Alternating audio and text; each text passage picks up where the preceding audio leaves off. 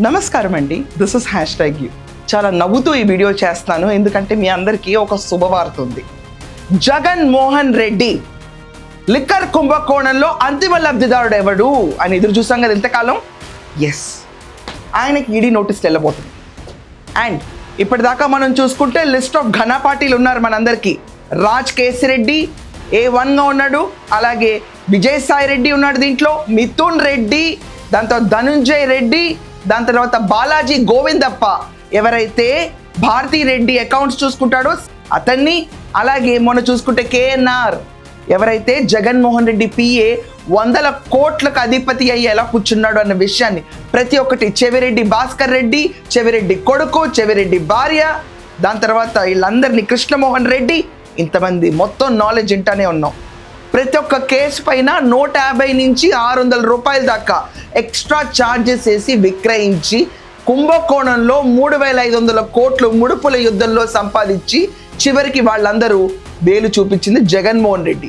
జగన్మోహన్ రెడ్డి ఆదేశాల మేరకే మొదటి కోసాలు కదిలిని రాజకేశ్ రెడ్డికి, అతని ఆదేశాల మేరకే సిద్ధం సభలు, బోడి గ్రీన్ మ్యాట్ సభలు పెట్టడానికి 30,000 మందిని చంపడానికి కూడా వెనకాడలేదు ఈ ప్రభుత్వం.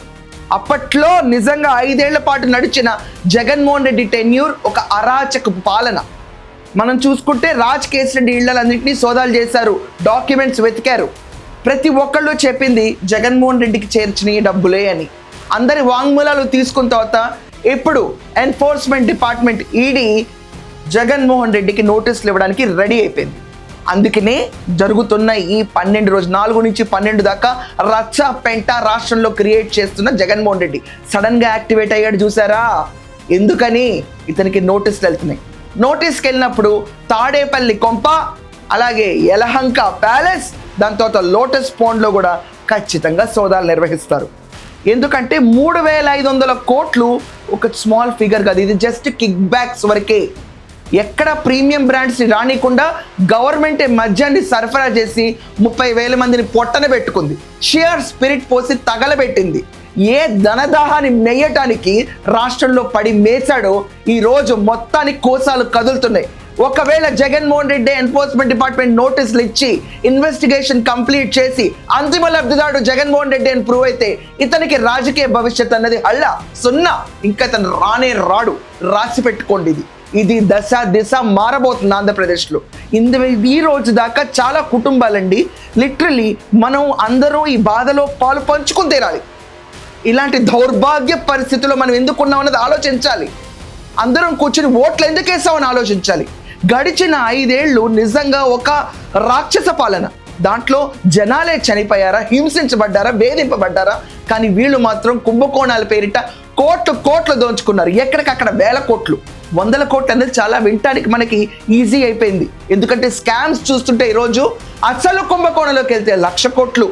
ఈరోజు రాజేష్ ఎక్స్పోర్ట్ అని ఒకటి బయటపడింది చూసారా, ఫేక్ రెవెన్యూ తీసుకుని 15 లక్షల కోట్లు పెట్టి నాకు రెవెన్యూ వస్తుందని ఒక బోగస్ ఎలా బయటపడిందో.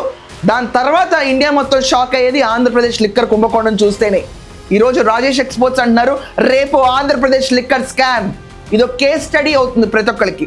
ఎక్కడ దోచుకోవాలో అక్కడ ప్రణాళిక వేసి ప్రాపర్గా కూర్చుని లిక్కర్ని స్కీమాటిక్గా దోచుకుని మద్యపాన్ని నిషేధం చేసి ఓన్లీ 5 స్టార్ హోటల్స్లోనే లిక్కర్ అవైలబుల్ ఉంటుంది, నేను వస్తే మీకు ఇంత చేస్తానని చెప్పి బుగ్గల సవర్ జగన్మోహన్ రెడ్డికి గడ్డు కాలం మొదలై తీరింది. ఈ రోజు మనం చూసుకుంటే ఆ పెట్టుబడులు ఎక్కడి నుంచి ఎక్కడికి వెళ్ళి, అంటే దోచిన డబ్బు ఎక్కడి నుంచి ఎక్కడికి లింక్అవుట్ అయినాయి, ఎక్కడ దాశారు, ఏం కొన్నారు, ఎలా మేసారు, ఈ ప్రతి కాన్సెప్ట్లోనూ ఈడీ ఇన్వెస్టిగేట్ చేయడం మొదలుపెట్టింది. ఎన్ఫోర్స్మెంట్ డిపార్ట్మెంట్ ఒక్కసారి ఎంటర్ అయిన తర్వాత కోసాలు కదలటమే తప్ప జండు బాబులు రాసుకునే అవకాశం ఇంకా ఉండదు.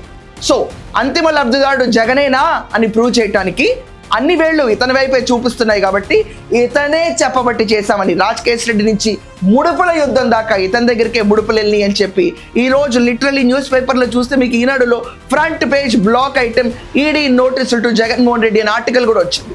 ఇది నిజంగా సెలబ్రేట్ చేసుకోవాల్సిన మూమెంట్. ఎట్టకేలకు ఒక పాపం పండుతుంది. అంటే ఈ కేసుల్లో జగన్మోహన్ రెడ్డి అరెస్ట్ అవుతాడా అంటే ఇది వరకు 16 నెలలు ఉండొచ్చాడు. జైలు జీవితం ఏం కొత్త కాదు జగన్ అన్నికి. అలాగే మళ్ళీ వెళ్ళి బయటకు వస్తాడేమో, ఒకవేళ ప్రూవ్ అయితే, లేకపోతే శుద్ధపుసలా మిగిలిపోతాడేమో, ఇది కూడా మనం చెప్పలేం.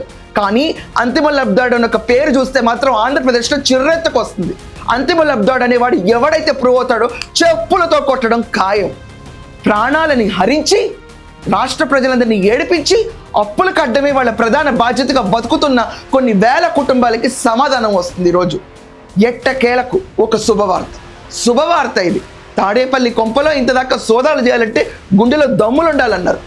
ఈరోజు అదే కోట గోడలు బద్దలు కొట్టుకుంటూ ఈడీ వెళ్ళి సోదాలు నిర్వహించి తీరుతుంది. ఎందుకంటే ఇంతమందికి నిర్వహించినప్పుడు ఇతనేమన్నా దిగొచ్చాడా? మనం ఎన్నుకుంటే ఒక నాయకుడు, ఒకప్పటి నాయకుడు, అది కూడా 11 స్థానాల్లో కూర్చోబెట్టిన మన తెలుగు వాళ్ళ సత్తా.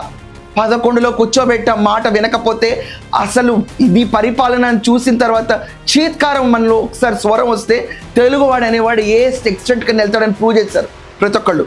నమ్మి ఓటేసిన పాపానికి ఈరోజు అనుభవిస్తున్న దుస్థితి ఇది.